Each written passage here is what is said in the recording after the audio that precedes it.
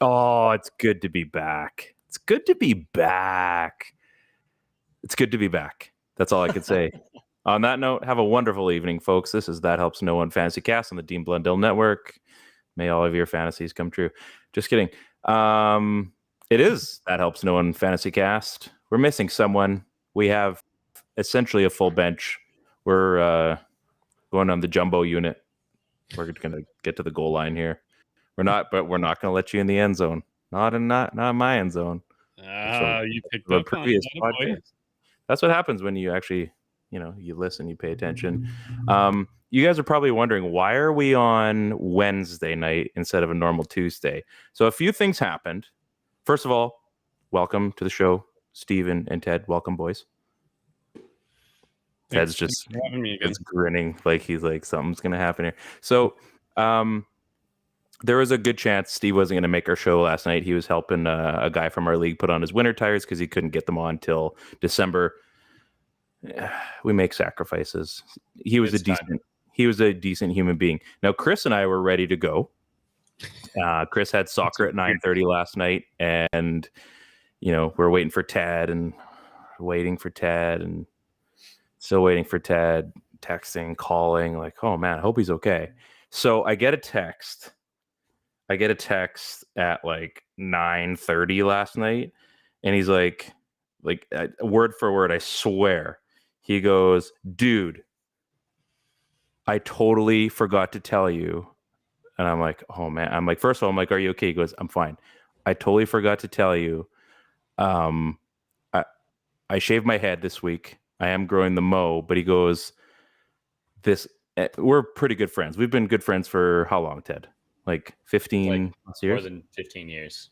This was the first time I was actually surprised he shared this. He's like,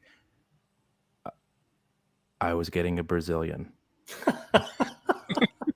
I thought that's something you could tell anyone, I suppose, but thank you. So that's exactly one. And you know what's funny? Because we were sponsored by Manscaped. I thought you could just do upkeep, but you're just like, nope, I'm gonna go right through the season with this thing. We're clean. We're clean like the Duke, like a Brazilian. It's gonna look like the Duke. Little bumps down there. Oh, wait. We're pretty close here, Ted. I'm not sure if we're this close, but seeing how close enough that you could make your way over and help me out. Jeez. Well, I was busy last night. I couldn't. Okay. I know. That's why I couldn't make it. So anyway, thought you guys would all want to know. We got to know because Ted's actively doing his Movember. Did the curtains match? Do we got like a Burt Reynolds going on down there? That's for me to know and you to find out. Well, I think we actually do know that because of the Brazilian, it's likely that he's Sinead O'Connor down there. So, yeah, it's the reverse landing strip. Yeah, there's just tarmac, just some tarmac. So we're gonna talk some football. Wow, it went off the rails very quickly today. This is good. Of course, I decided to open up the wrong thing. How did everybody's fantasy week go last week? Anyway, are we bringing that up? Surprisingly, only lost by 4 points. You lost. Yeah. So I went with the strategy we talked about last week, where you run your team loading up on players who all have the bye in the similar week, so that you have a strong roster for the other 16, 17 weeks of the season, depending on what league you're in. And I was playing, and 67 points, I think, was the points scored by my opponent. And I had 7 guys on bye and 3 guys were injured, and then 2 guys sitting in my IR. And I only lost by like 5 points. It was close. It was very, very close. So I feel like trying to keep that undefeated record going. Almost went there. I feel like you might have even beat me this week. I'm going to have to go look, but it wasn't looking good for me. You were playing one real powerhouse in this chat, and he does not have a Brazilian. I'll tell you that for free. I'll tell you that for free. I'll tell you that for any cost. Yeah, I did play you this week, didn't I? It wasn't pretty. Nope. Actually, it was close for like a smidge.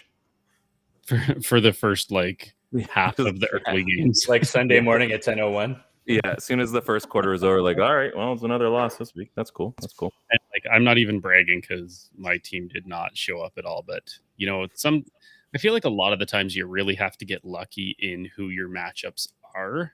I was actually in to one of the people to Kayla in our league, and I asked her, I was like, "Hey, are you selling?" And she was like, "What do you mean? Am I selling?" Like, this was when she was, I think, 6-2, and I go, "Yeah, but look at your points for total. Like, you're in the bottom half of the league for points for. Like, we talked about being realistic when you are a seller or a buyer. It's one of those things where you kind of have to look like, how easy have my matchups been? Like, I know last week I would have lost against, I think, 9 out of the 12 teams in our league. So like, thankfully you played me. Yeah, thankfully I got you in the bye. I got you too. I got you too, buddy. Got you. So got you. It's one of those things where you got to be realistic before you decide to really go all in to know if you are the seller or the buyer. Is this turns out turns out I only lost by 3 points. I'm just gonna throw that out there, and I would have beat you, Ryan, 66-63. It's a rebuilding year. That's one full commit start away from winning, Ryan. Oh man, have we got a show for you, folks? Have we got a show for you? OBJ Cowboys, is that going to happen? Does it matter? I don't think it matters. I don't think it matters either. I think the Cowboys want it to happen. I think the Cowboys are like the NFL version of the Toronto Maple Leafs, right? Like, they're just in on every trade, and if they're not in on every trade, like, media says they are. Right. They're just hooking. Well, I mean, half the Cowboys have like tweeted out, old Twitter, this was 2 days ago, have been tweeting out that, OBJ needs to come, and they're like, yo, bro, this, and then they're all really weird, like lingoed texts that I can't understand, but yeah, it's like star, grapefruit, skull emoji, whatever that means. I actually know what that means. I'll come join Merca's team. Marco, you get the cool cutoff jeans and the Jordan 13s and stuff. You guys talked about on your podcast, are the Seahawks for real? Like, Ted, are the Seahawks for real? They kind of look for real. Every week we talk about this, and it's just like, must be nauseating. Oh, well, it's not even nauseating. Like, I feel like I don't know football anymore, because every week I'm like, okay, here's the decline. This is the week. Yeah. Okay, well, that's like their fluke week, and I'm like these dude, they're for real. I actually believe they're for real. Chris and I were talking about how they have probably it could go down as one of the most historic rookie draft classes in NFL history, not just in Seahawks history. Like, those dudes are playing out of their minds, and they have like all these first round picks next year to look forward to. Like, they're sitting on a top 10 pick in Denver's pick right now. So yeah, I think that rookie class is supplementing that entire team right now. Like, in one of my other leagues for the last 5 weeks of the year, like last 5 weeks. So since week 4, at the end of week 4, I've been starting Geno Smith over Tom Brady on my roster. Yeah, we're in the upside down 100%. Oh yeah, what is happening here? I don't even know. Like, against Arizona this week, so we were doing our pick 'em. I finally fell out of the first spot. It did happen. I went like 6 for 12. Didn't go well. Get caught by Dolores finally. Yeah, she's actually sole lead by 2. Go figure. That's what happens. But I had Arizona picked in that. Like, Seahawks and Arizona, you guys talked about it on your show. Like, anybody that knows that rivalry, like, funky stuff happens in Arizona when Seattle gets there. And I'm thinking, I'm going on history. I'm going on everything I believe I know about these two teams. And even if Seattle made it close, they're still going to find a way, like some random fumble or something at the end of the game, right? I mean, it was close up until halftime. And then it's like the Seahawks just took it to them, and it wasn't even close. Like, I'm sitting there watching, like, I mean, I'm cheering for Arizona in as far as my pick'em goes, but I'm looking like, Seahawks. Am I gone? Oh, did I hit? Am I still here?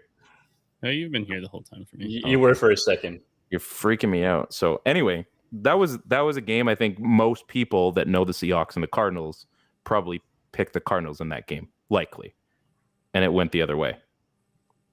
I felt like that was a tough game to call. I feel like any Seahawks game right now is super tough to call, because even though I do believe they're for real, there's still like this something in the back of my mind that says, here's a team that's 6-3 and is probably going to end up anywhere, I don't know, 9 wins, 8 wins. They have the Buccaneers in Germany on Sunday. Yes. 30th. Munich. Like, there's a road game that they have to play.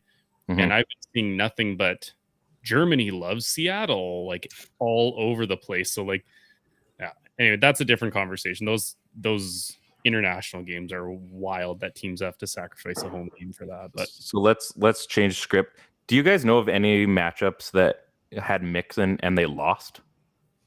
our league, Really? our league. New Guy Devin lost to Kyle. Oh, jeez. With a 51 burger sitting there, he lost with a total score of 80. Where is his team? I'm gonna pull this up. 91 points. Joe Mixon outscored his whole team plus 10 points, and they still lost. Here, so we're gonna do share screen. So one guy in my other league has a pretty stacked running back, like pretty stacked bench. So it's start 2 plus a flex, and so his 2 running backs that he started were Barkley and I can't remember who the other guy was. Oh, it was CMC, Barkley and CMC, and he sat Mixon because that's what you've been doing all year, sitting Mixon. It's the right call. Man. You know, man, he just exploded. So look at this week too. So 113-91. He's got Marcus Mariota. Ouch. Over Brady. But Ted was just talking about how he's been starting other options instead of Tom Brady. Like, maybe Mariota was a bit of a stretch, but that seems like a lot of people. Like, look at this. That was likely a win. 8.4 points. Jeez, man. Also, Ted, did you just say that your guy had Saquon and he started Saquon? No. I can't remember who it's been. So Saquon and Chubb were on the bye this past week, but it was like, I can't remember. It was like 2. He started like 2 on the bye over Mixon. No, it was like he had 2 of the top 2 of the top 5 running backs or something like that. Like that's something I would do. Something I probably have done, which is frightening. Okay, so that's interesting. I didn't actually follow up on that. I didn't know that he actually lost with Mixon. That's wild. Yeah. And then before we get to the main segment, I do have one question because I think this is an interesting one. Who's the biggest what if player this year that hasn't blown up? Like, we've been waiting for said player to blow up. Okay. And hasn't. Like, do you need a moment? Like, what are we saying? What if? Is it like underperforming? Yeah, I would say like an underperforming player, like someone we've all been expecting that should have blown up by now for their normal season or for what we thought they were going to have, and they've still kind of been pedestrian. Dangerous. I think that's a good one. His ADP this year was through the roof. He's got Judy, he's got Hamler, he's got Sutton, he's got had those 2 running backs. Mm-hmm. I still can't believe that he has not gone just even scratch the surface on fantasy relevance right now. Like, if you want to talk about a guy who was drafted probably in the top 5 rounds and you're flexing a guy like Geno Smith out for him right now, ironically enough, it's got to be Russ. Like, I still don't understand it. I actually just made a trade yesterday for Jerry Jeudy because I still don't understand that, and it has to happen. He has to be the what-if player that somewhere along the line he figures that offense out for his skill set and those receiver skill sets so that he's even putting up like 25 a week would be a like huge revelation for anyone who has Russell Wilson. Yeah. I mean, it's tough to argue with that one. I don't think anybody was expecting that big of regression to happen. And then to boot, it stayed. It hasn't gone anywhere. There hasn't even been any flashes of old school Rush. It's just looked bad. And then when you go to Denver and you think about the prior usage of Cortland Sutton, and he's not even using Sutton as his number 1 anymore. So he's got similar weapons. It's just been ugly. Yeah, so I don't have to agree with that. I think if we were gonna pick another guy, like I think Kyle Pitts is a guy for me.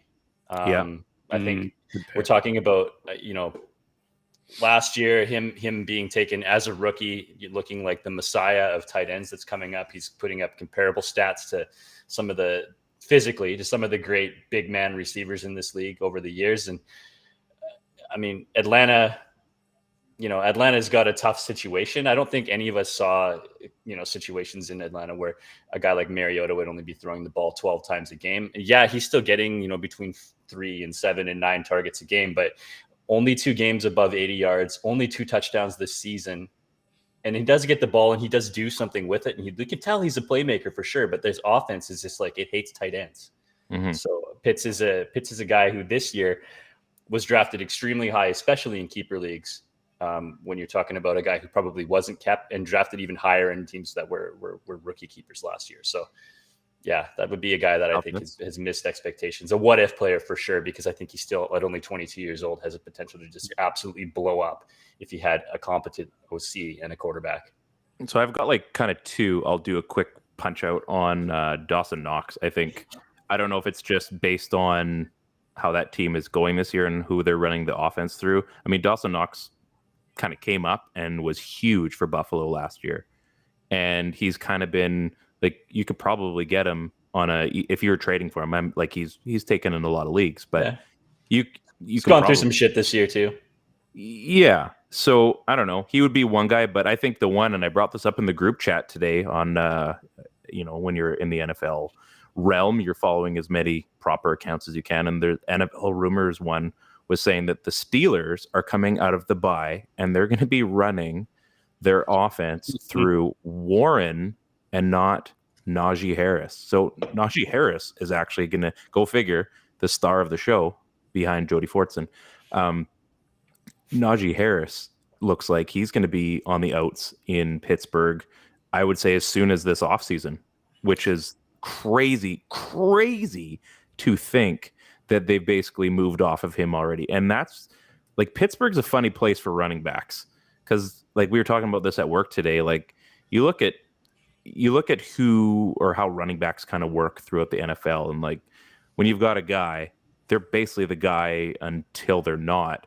But like a Todd Gurley or an Adrian Peterson, or like you go through all these guys and then now it just seems like things are just changing. Like, well, we got our year and a half or our 2 years out of you and that's it. And we're just going to cut you loose. Like we're not really seeing as many of these like bell cow, like longevity guys anymore. I mean, not as much anyway. You know what I mean? I don't know if yes and no. Like I'm just thinking back to like the Rashad Mendenhall days where they were kind of like you said, rolling through a couple guys. James Conner made his brief appearance in there. But they did have Le'Veon Bell forever. I put this in our group chat, and I won't use the exact words because maybe they're not family friendly. But is it the end zone joke again? What's that? Is it the end zone joke again? Oh no, that was just to see if Chris was still awake during. Okay, just check. Cool. Go on. I just think that's why the Steelers suck this year. You have an all-pro running back. I think he's the most dynamic running back in the entire league. But let's blame him for the ineffectiveness of our crappy O-line, our offensive coordinator that can't get a guy like George Pickens, Deontay Johnson, Pat Freiermuth, Chase Claypool, who they just traded away. Can't get those guys involved. A lot of guys who've already shown they can ball out. Yeah, can't get the running back involved, but let's blame him. And we've got this crappy rookie quarterback whose hands are like the size of my child's hands, but it's got to be the all-pro running back. Has to be him. Let's switch that up. Let's not bring in competition to like block for him or pave ways or like, get a road grading fullback or like invest in another blocking tight end. Let's just dump it on one guy. Like it's insanity. And you know who wants him? You know who's going to take him in the offseason? Everyone. If Najee Harris comes up, like we can afford him. Yeah. Yeah, everyone except for Baltimore and Cleveland and Cincinnati. Yeah, okay. So aside from 2 teams. Yeah, I mean, I feel like in a different way, I feel like I sort of called this huge reduction coming from Najee Harris about 3-4 weeks ago when it looked like the Steelers weren't going to do anything and they were going to move off of Harris. But I felt like it was going to be to save him, right? And it's not. It's just that they've moved off Harris altogether, it seems. And that's kind of it's kind of always been the way in Pittsburgh, where they, going back as far as like, Willie Parker or even further back, where they can take these running backs who didn't have a huge amount of draft capital and they've always found a way to perform. And Connor is another one of those guys where they don't need the stud. And I think that they have a bit of a bad taste left in their mouth with Bell and that guy who wanted to be paid like the guy of the league. And I don't think they want to be involved in that. And there's probably some level of analytics that is saying we're not going to get involved in a situation like this again. And whatever it is, for some reason, like you said, Steve, they're blaming Najee Harris on this whole thing. And I think it's silly. It's the wrong guy. Like it's the wrong guy. You're not giving hours to like that one guy that you're just hoping will leave, like in your retail job, right? Like, oh, we're just going to cut your hours back and eventually you'll just figure it out and leave. This is the NFL. Yeah. These are multi-million-dollar talents that you're spending years, scouting and eventually drafting on the biggest stage. And then you're like, nah, I'm going to go with someone else. I'll also play a little devil's advocate with that. Like, let's say that is their strategy. The Lev Bell saga. Like, we're not paying a guy $20 million a year to be a running back because shelf life, production, decline, whatever it is. Great. That's fine. If that's your philosophy, what your team is doing, great.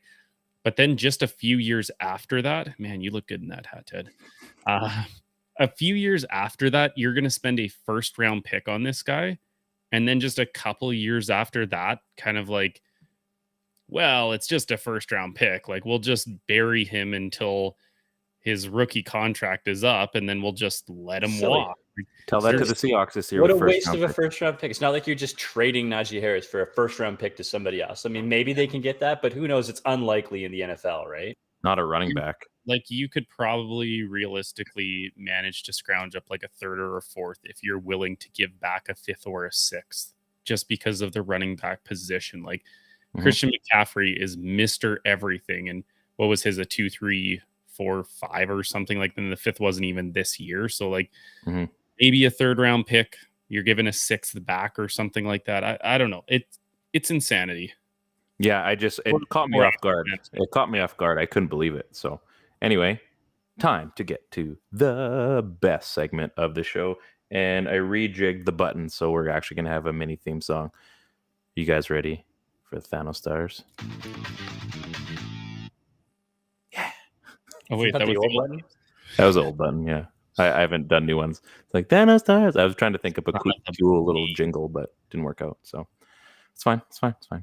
I was really excited for this new song. Yeah, you really hyped that. I hyped it because there was actually like something that wasn't me singing. So I think I did a proper job of that, actually.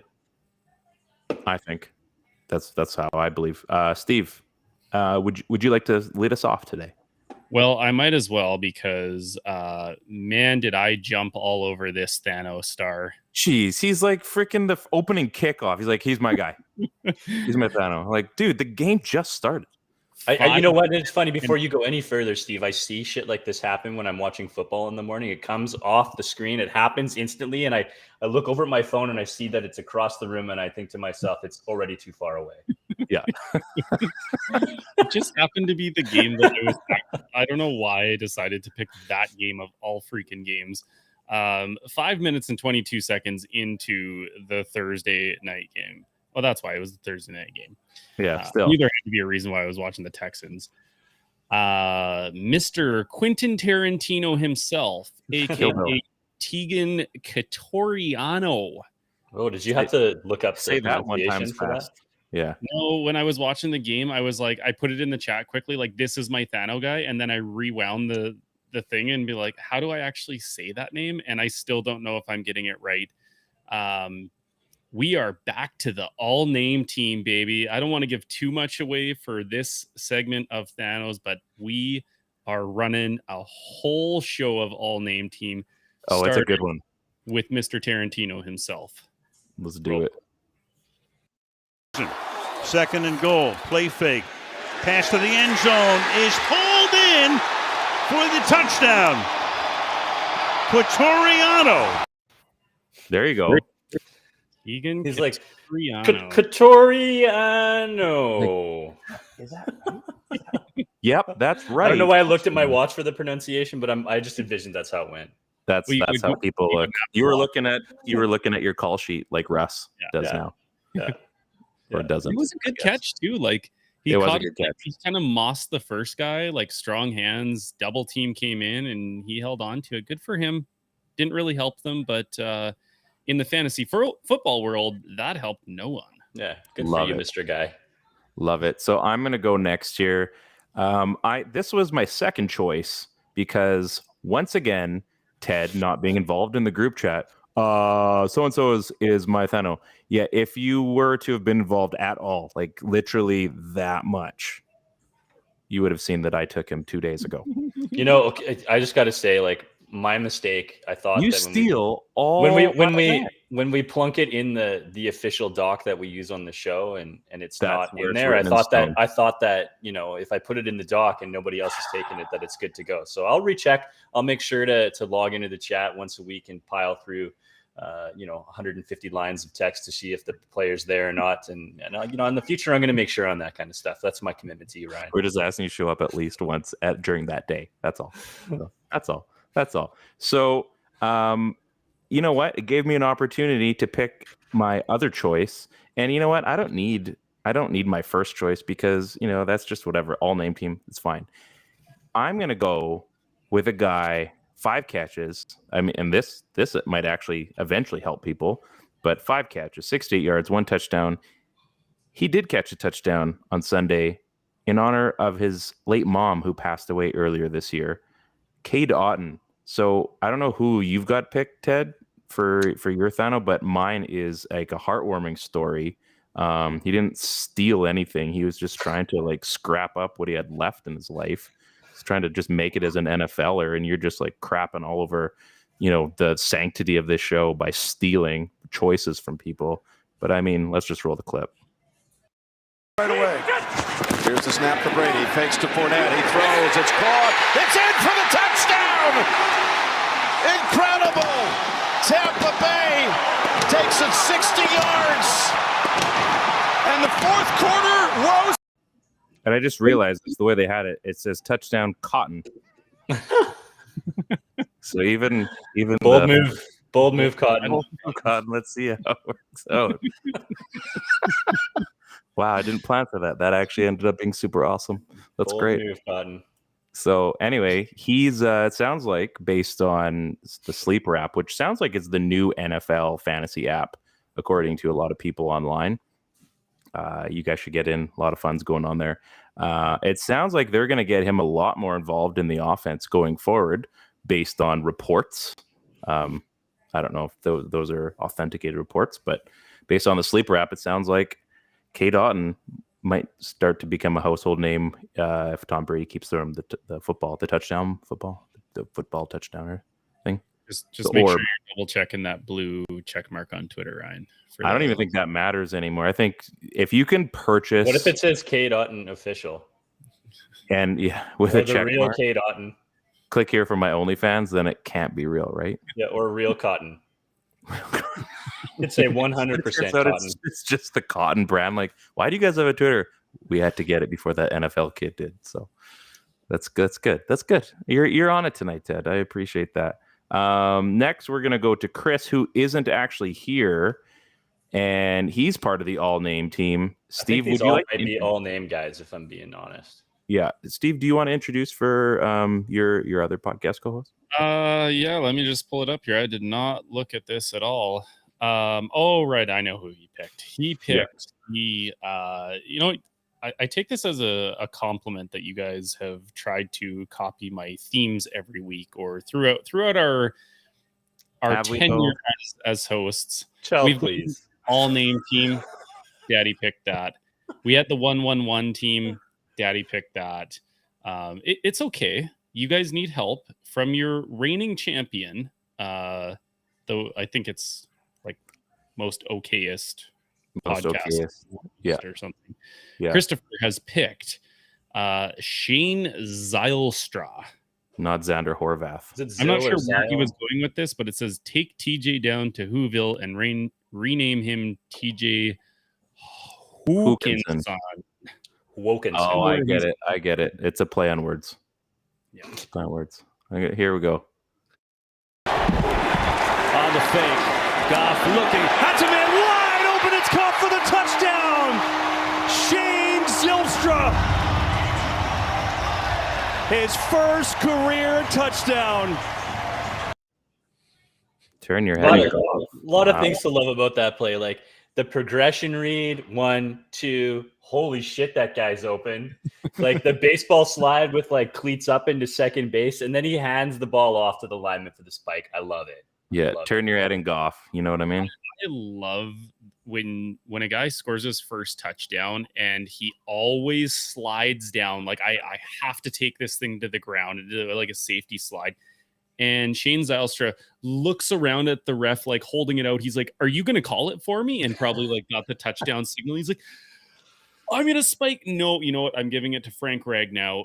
You're my boy. You're my boy, Frankie. Spike. Is that what Tyler Lockett's doing this year? Oh, like every time he catches it, he's just taking it down. Like, yeah, you might have to make that trade with Chris to Lockinson now. It's bad. He I is don't know. a slidey machine.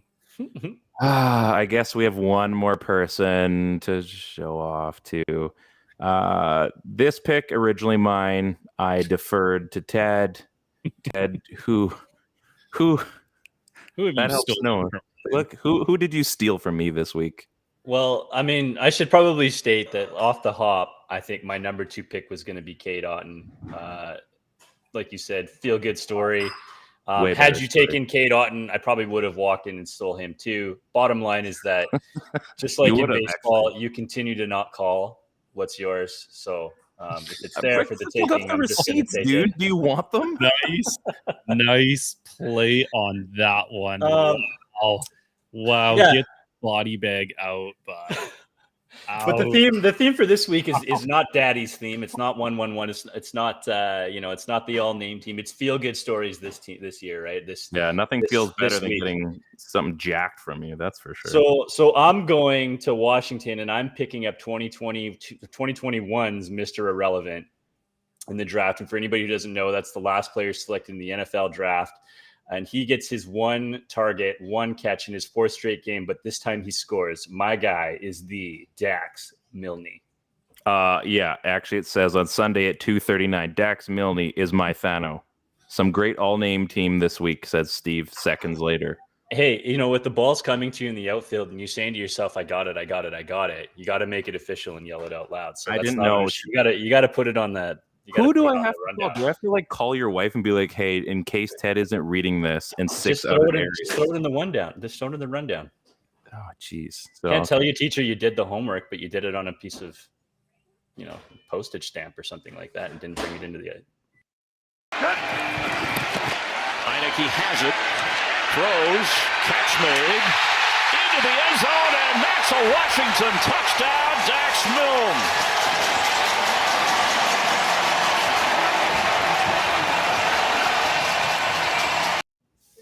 His knee was close, eh? His knee was pretty close to going down, though. Couple of things. Those jerseys, straight fire. Also, the Dirty Dancing lift for the celly. Big fan of that too. You would be. Time of your life. You would. Yeah. All right. Nobody puts Milne in a corner. That's true. Put you in the corner for stealing. Let's get to the second most exciting segment. Sneaky starts. These are so Taylor's looking good right now. His rehab must be going good. It's going amazing. He's already suited up. How amazing is that?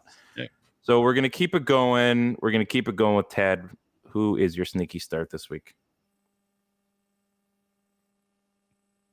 You could tell us, or you could mime it for the people watching live. Pass interference. What is it? Is it pass? Is it holding? Is it 5-yard penalty? Are we going to repeat it down? Are we going to move? Ted, who's your start? I don't know. I just went to go do something and I lost my my cheat sheet here. Anyways, I can't find it. Okay. The deal is I know that he's 71% owned in all of leagues, and 71 is not quite enough when you're talking about a player who was just traded. So, my guy is going to be Jeff Wilson. We're going to Miami for this one. I know he's on a lot of rosters already. If he's available in your league, he's probably a guy that you should go out and get.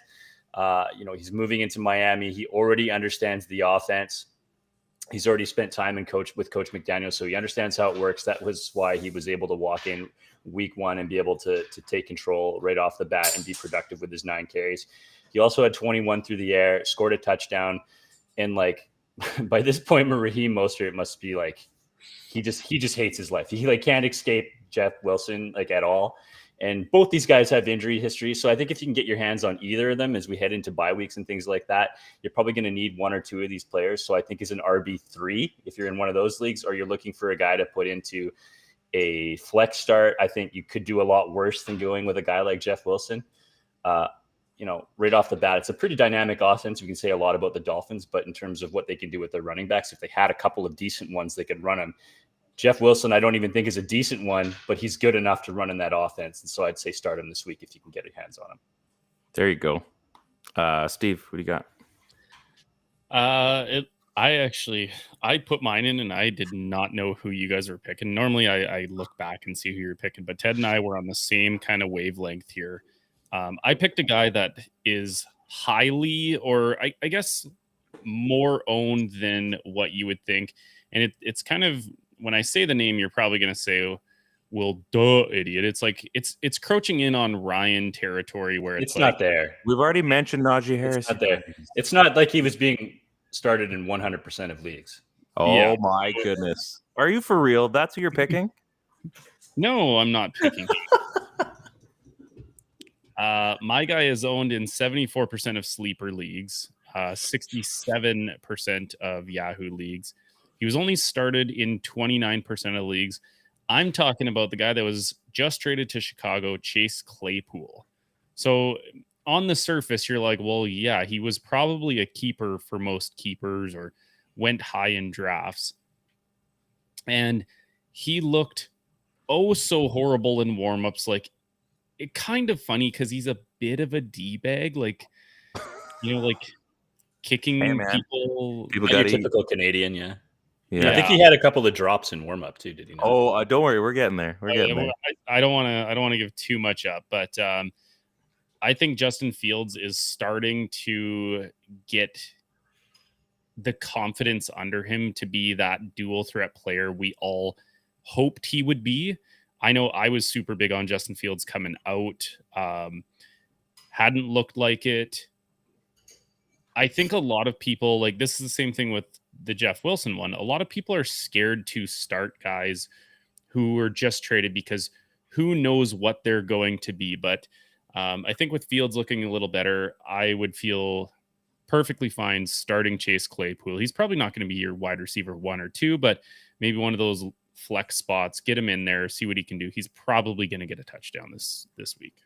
I mean, McCaffrey did all new trade destinations well when he threw, ran, and caught a touchdown. So he set the bar a little high for the rest of the guys that were moving.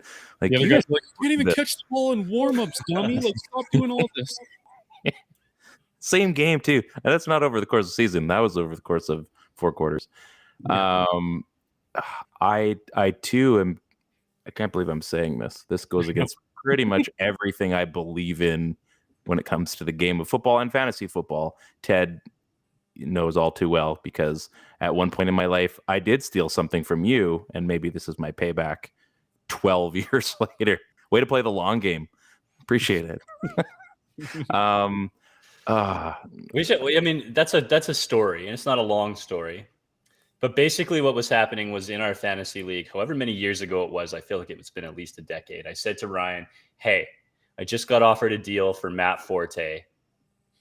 I think I should take it. Ryan, are you sure you want to tie your fantasy hopes to a bear? Stay off of Matt Forte. Don't make the move. I decided not to make the trade. I always said minutes later, Ryan swoops in. Matt Forte is on his roster. Blockbuster deal. The guy goes on to have a monstrous season. You remember? It was a pretty good season. I said you don't want to hitch your team to a bear. That Are was you my really going to hitch your team to a bear? They'll always, because I said they'll always let you down, and it wasn't 5 minutes later. It was like a day later. And there's no trade embargo against Ryan. I still trade with Ryan all the time, but I do remind him of the Matt Forte trade. It's a great story. It's really a heartwarming tale of backstabbing a friend from a safe distance. Speaking of the Chicago Bears, we already talked about him in the show. Cole Kmet, he's been a supreme bust this season, but touchdowns talk. Chase Claypool, like we were talking, he looked solid in warm-ups on Sunday, dropped a sick pass on camera in warm-ups. That's got to make everybody feel good before the game even started. And here's the thing. Cole Kmet is going to be getting looks, or Claypool's going to be getting looks, sorry. But when you're hot, you're hot. And the only way to keep the fire warm is with Cole. So Cole Kmet is my sneaky start this week. And I mean, like I said. Oh, I see what you did there. It's like a play on words. 2 plays on words this episode. 2 of them. So the Bears are very strong in this one. I don't feel good about it. It actually makes me sick to my stomach. That also could be the buffalo chicken wrap I had for dinner, and I haven't gone to the bathroom yet. So one or the other, I'm not quite sure yet. So, I mean, at the same time, when that happens, doors open, obviously. So doors always open. I wish doors always open. At least the people on this show agree with that. So against doors open when you're going to the washroom. Like, he has 2 kids right around the age that my kids are. I was never a doors open with the washroom kind of person.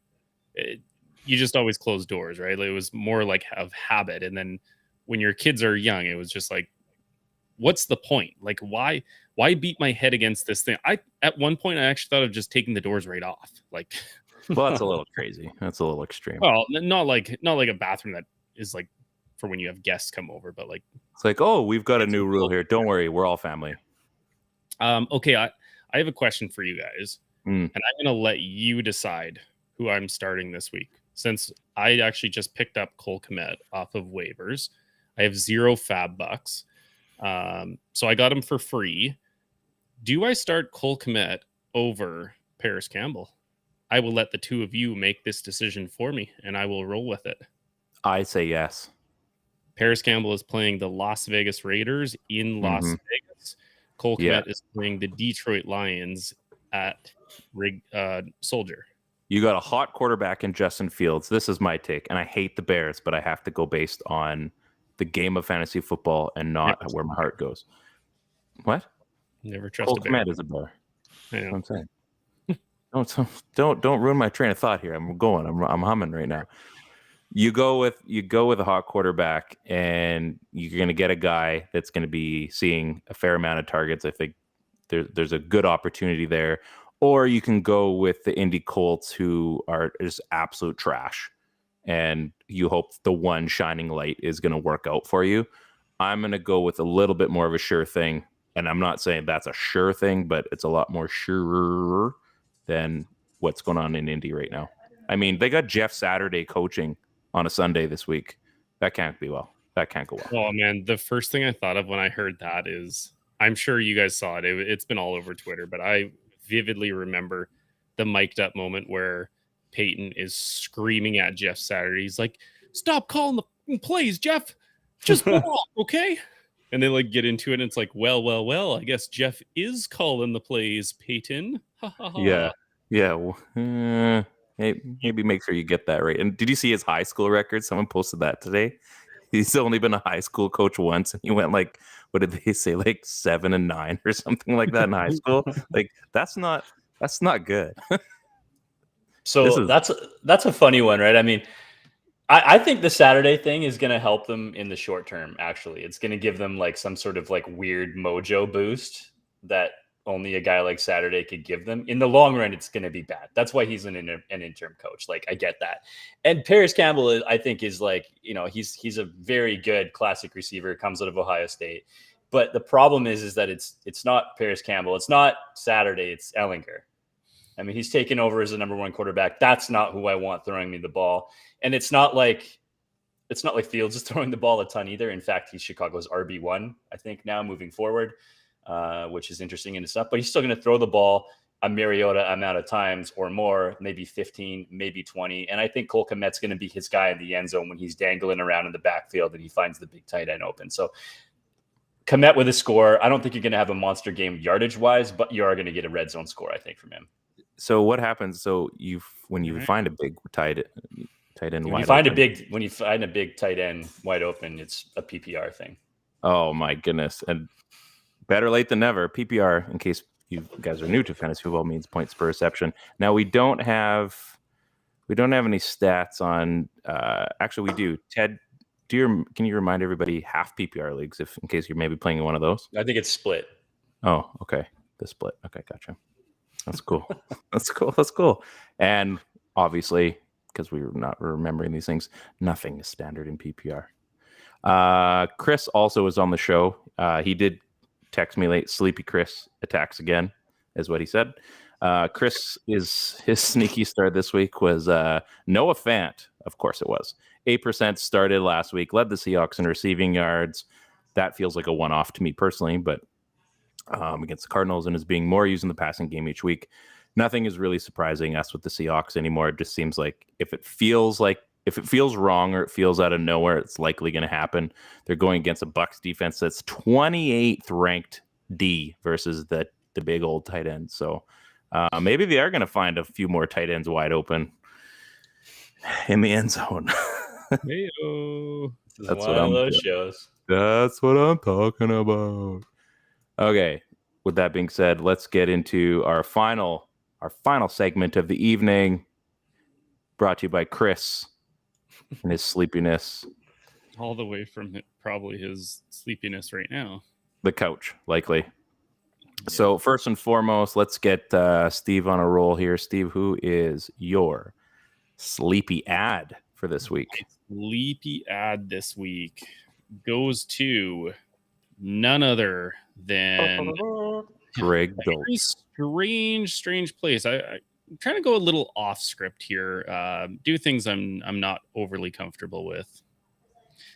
I am adding Philip Dorsett. Oh wait, that's the second. Philip Dorsett the second. The pirate. He's a pirate. He plays for Tampa. That's one of those things with the big weird finger and I. Wow. Ooh, I don't know where we're going with that one, but do we need to take a break? Do we? No commercials? Okay, good. Okay. So you probably shouldn't trust a Houston Texan. This is a long shot. I feel like the deeper we go into this season, I'm just going to keep taking swings at people that might work out.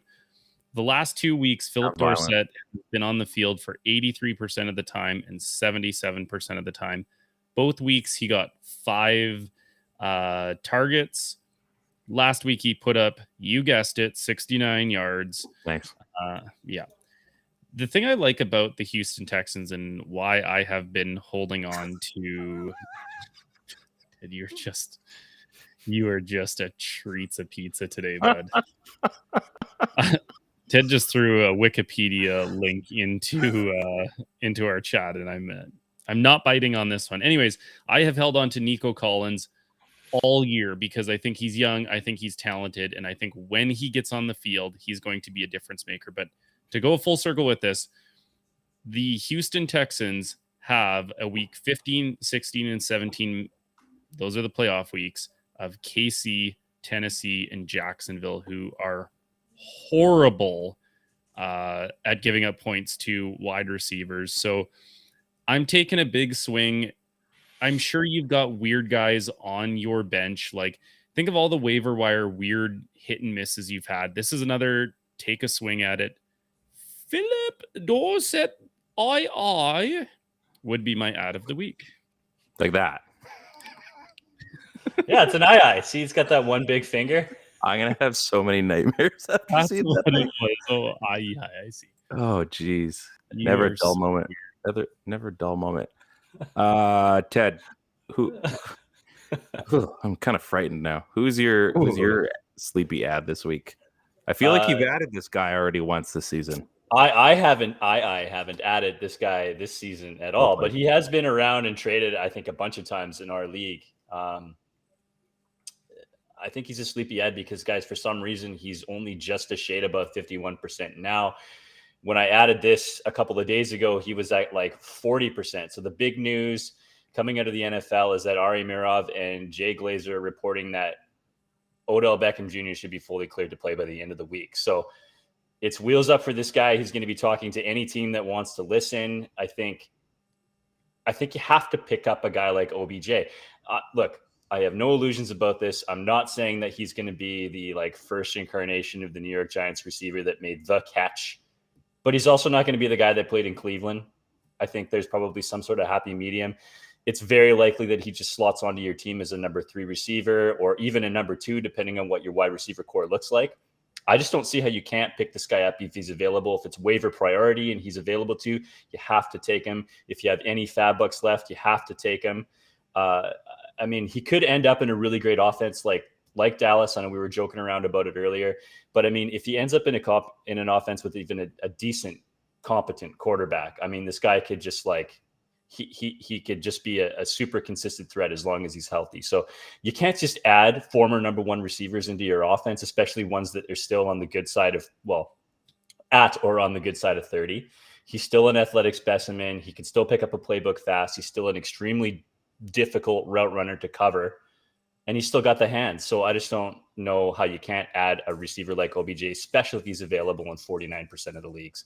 So pick him up, add him to your roster, wait till he signs, and then start him as said. Let's also take that a little bit further. Like if he signs, he's basically right at 30 years old.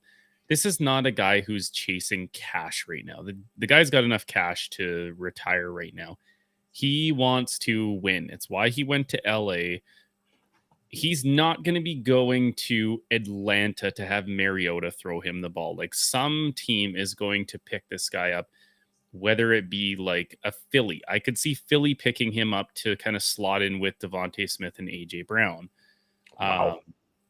Yeah, that would be my guess if he goes anywhere. I like Dallas. I think the Dallas thing is because Jerry Dallas makes sense for me. Yeah, like you said, Ted, they're like the Maple Leafs of football. Like, oh, there's a player available. Like, here it is. I could see that. I just don't think Dallas is for real. I think they could be for real though if they pick him up. All of a sudden, you've got CD, you've got Pollard and Zeke. Sorry, and I haven't really been following Dalton Schultz. Has he been hurt this year? What's been his deal? Yeah, it's been up and down. Yeah. So I mean, I don't know. Guy, and now all of a sudden, no, he's not going to be like a game breaker. But now he's one legit option where the game breakers get loose again. I think Dallas is probably the fit right now, personally. So funny thing out in Dallas. I mean, they had Amari Cooper. I think they're regretting getting rid of Amari Cooper for a 5th. I think he sits in that spot nicely. I think Amari is more consistent than a guy like CD, and I love CD, so don't get me wrong. But I think they're realizing now that I think having a guy to complement CD is what they're missing, and I think they regret giving up Amari Cooper. So I think that's why that's rumored. I don't know if it's legit or not, but it's not like we couldn't see Odell fitting in Dallas. But I do like the Philadelphia idea a lot. Philly, I mean, that it's an embarrassment of riches over there too. So again, kind of the same thing though, right? Now you've got that one more option where you don't even have to have him on every snap. You could put him on one set where he's playing second, third, for a few different sets, and then maybe sits out for a route and just keep everything fresh, right? So I mean, Philly makes sense too. It's week 10. He's way ahead of schedule. We were talking about this guy coming back towards the end of the season, like week 15, week 16. So if he gets on a roster and he's not 100% healthy, there's nothing saying that he can't sit there for a couple of weeks, learn the offense, slot in when he's ready to go, and just like light it up. Work on some trick plays. I'm so confident in this that I think all other 3 teams in the NFC East are a more probable landing spot for Odell Beckham. I think him going back to New York, not because Danny Dimes is something revolutionary, but they need a freaking wide receiver. Like they just got rid of Kadarius Toney. Like they're 6-2 and they need somebody. Like they're not thinking like, oh well, we'll just roll out Wandale Robinson all the time, and hopefully Kenny Golladay decides to play football again. I could also see him going to Washington and like slotting in perfect. Like you said, you don't want him to be the guy. So you got Scary Terry, you've got Curtis Samuel, Scary Obi, you have Scary Obi and Scary Terry. You have Jahan Dotson. Like he can slot in as a 3-4 guy on any of those other teams. When you're coming back from an ACL, you do not want to be the complement piece to CeeDee Lamb. I just don't think that's a logical fit. Even last year, before he tore his ACL, he was not a number 2. He was sitting there behind Cup and Allen Robinson. He was like with Van Jefferson. Yeah. Van Jefferson was even arguably their 3. So like, I don't think Dallas is. I think the only appeal for Dallas is because they're Dallas. It's Dallas. You got the star on your helmet, and people want to say they've played there. But you know how much I dislike bets because people never pay them out when I win, and I'm not. I would throw a beer bet with you guys right now. I'll take the field of the NFC East. And you guys. I'm not going to take that bet because I agree with you. So. I'm with you on that train. The New York thing, I think, is super smart, right? Because unlike fantasy football in the NFL, if you're a 7-win team by week 3, then even if you aren't for real, you can make trades to make it for real, right? So you have to be all in on it.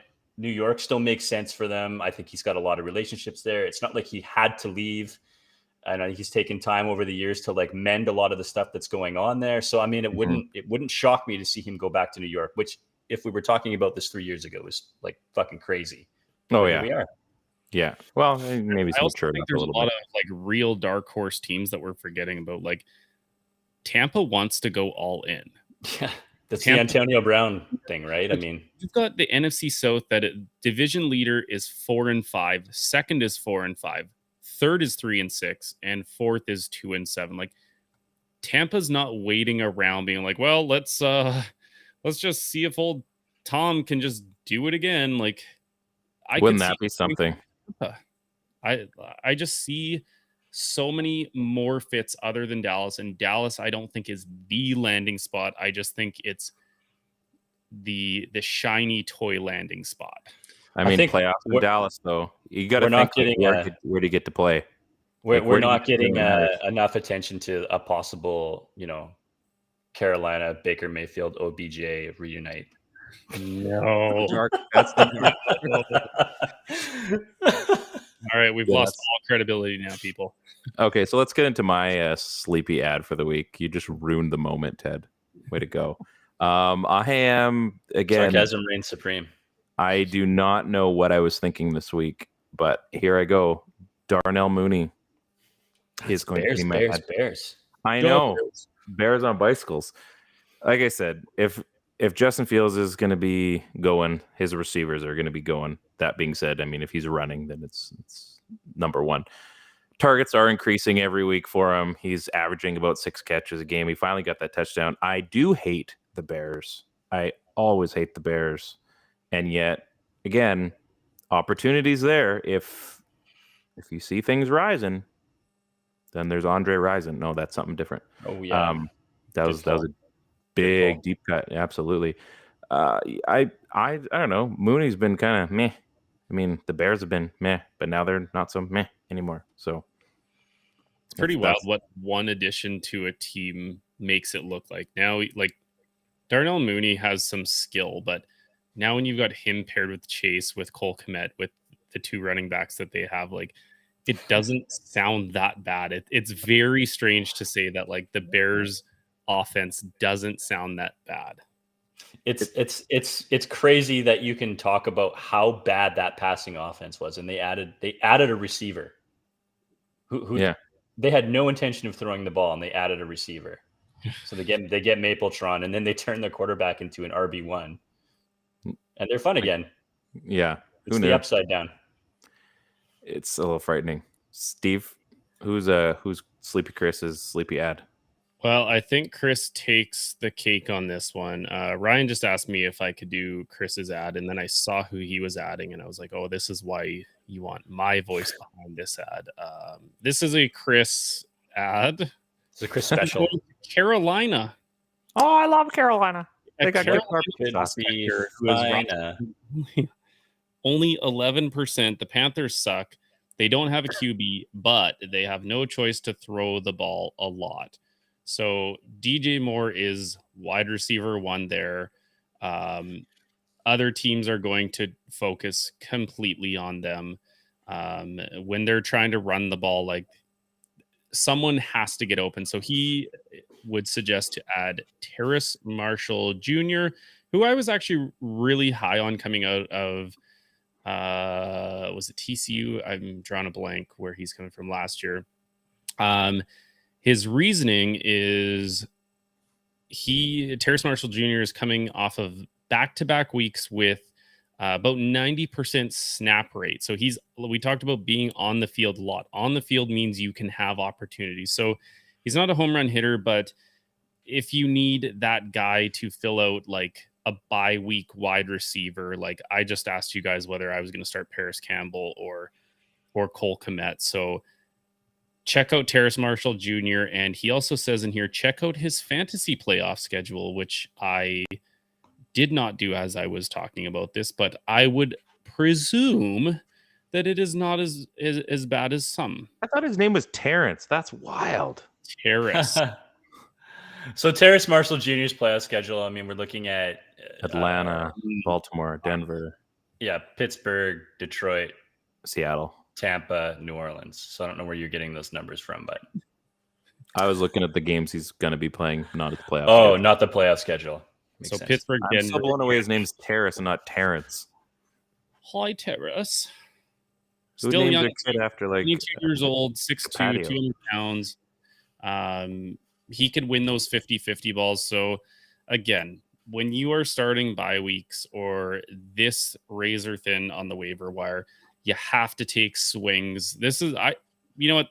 Chris has sold me. This is a good swing to take because it's low risk, high upside. That's what I look for at this point in the season. Like, I don't want to go get Jarvis Landry right now.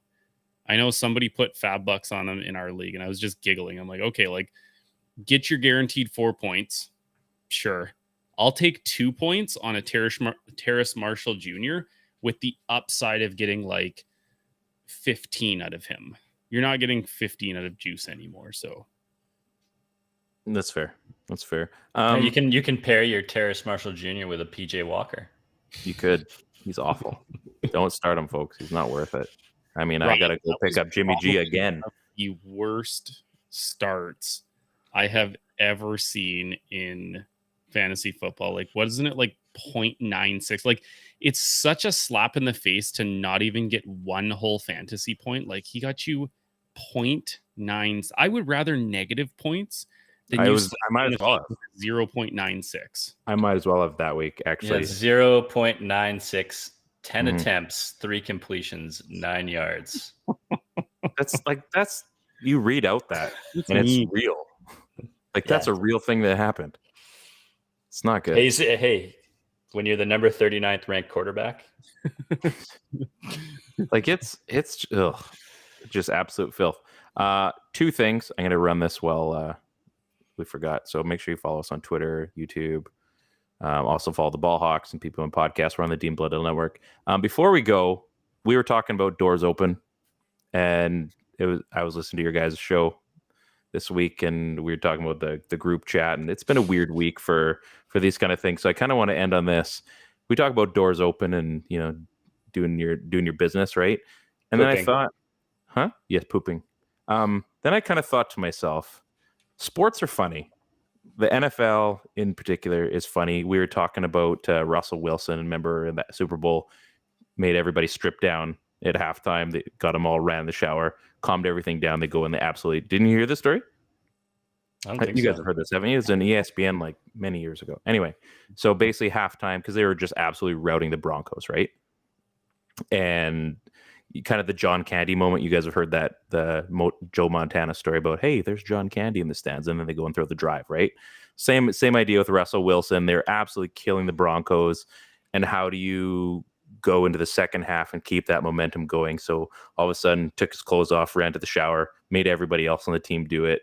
No wristband, likely, and everybody went in, just a stupid, like, random sports dude moment. They go and continue to rout the Broncos, win probably the most lopsided Super Bowl ever. I was just thinking, though, when it comes to doors open, I'm like, in sports, the whole team showers, right? We've all been on sports teams, guys shower. Not really, those are, in professional sports, those are your coworkers. They don't think anything of it. It's a normal thing. And then you think into regular life, if you even remotely thought that in your normal workplace, there's a lot of lawsuits going on there. It's kind of funny how sports, the most private things are super public, and yet if you cross that over to our normal workplace, that would never happen, ever. Not in a million years. Just random funny thought. I feel like Ryan's trying to like hide something here. Like he's maybe like, yeah, I'm going to be arrested next week. So it's a good point. I do oftentimes wonder where you're going with your thoughts when you get into storytelling mode. It's just funny. It's just a random. It's a random thought. You are right. It is very different. I don't know how you got there exactly, but we're there, and it's true. It's a fact. It's a fact. Thank you. Appreciate the applause. Thanks for not stealing my thunder and allowing me to take that. You stole everything. I wasn't going to steal that one. Yeah, it's probably for the best. Not a bad show, you guys. We're missing Chris, as we're missing the Chris joke, but I felt I made up for it in awkwardness. So kind of the same thing. My fantasy seasons are likely over. I believe it's trade deadline week in both leagues that I'm a part of anyway. So Christian McCaffrey is still on my team in your work league, Ted. I still haven't got the offer I'm looking for, so he may stay on my roster. But the phone lines are open. What are you looking for? 1, 2, 3 and a rookie of value, or very close to that offer. I haven't seen what I'm looking for, so still haven't found what I'm looking for, as you two said. Steve's thinking, how do I make that happen? I'm gonna hit like end stream, and I'm not in that league, so I'm just like, aren't you?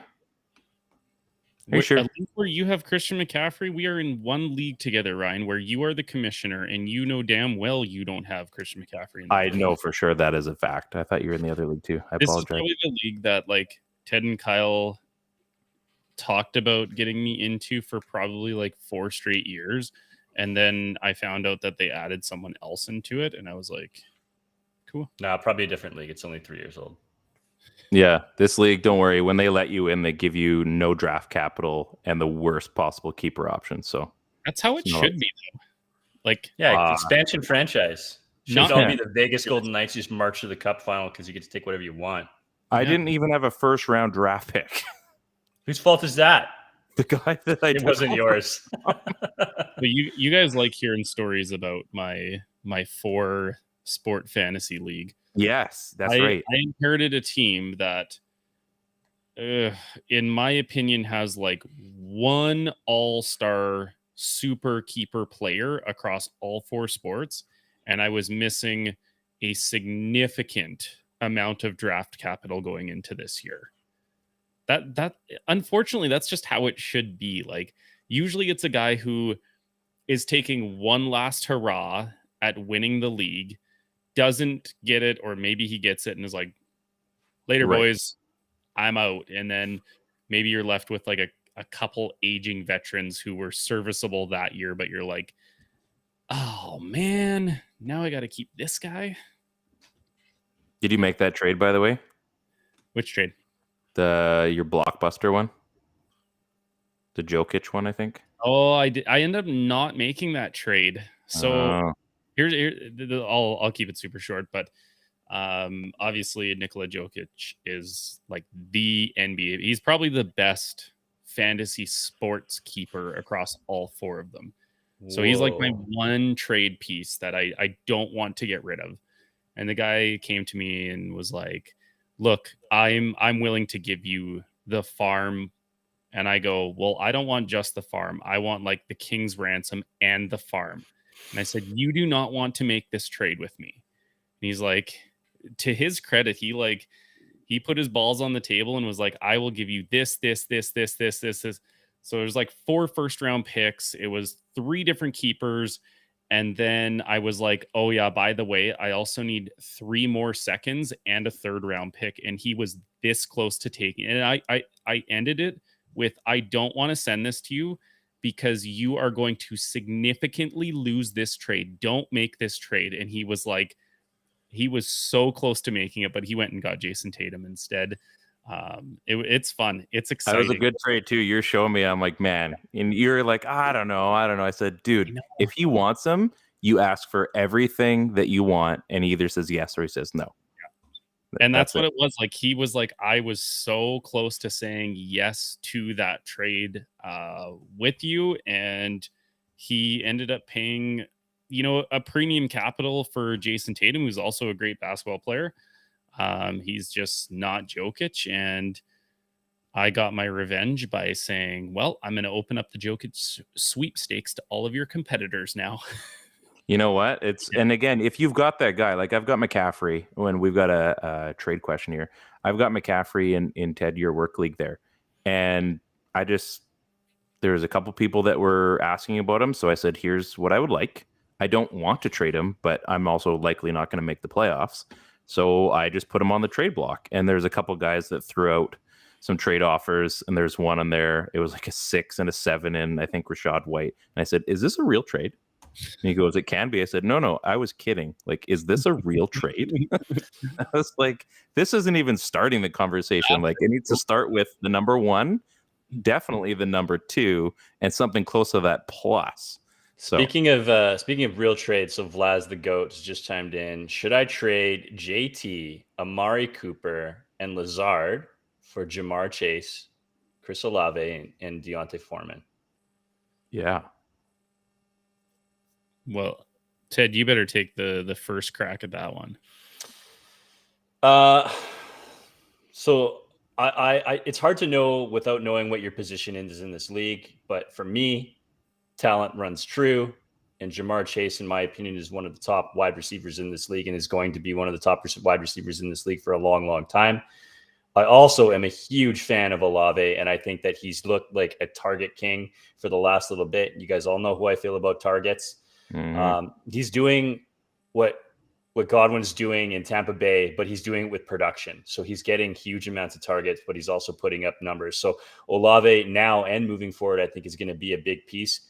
Foreman is Foreman. It's fine for what it is now. I think he can supplement you for a little bit, but I don't think it's like a big deal moving forward. If you flip to the other side of it, Lazard is just another piece, probably similar to Foreman. I love Amari Cooper, and JT is a funny one right now, right? So I think if I'm going to take a trio out of those ones and the best player available, I'm probably looking at being the guy that's going to end up with Jamar Chase, Olave, and Deontay Foreman on my roster. I think you're going to see more longevity out of a receiver than a running back too. As good as JT is, I mean, we've chatted about this a million times. I know, like, I think back when I had the opportunity to have Julio and AJ Green, and I went and got Ryan Williams and Daniel Thomas.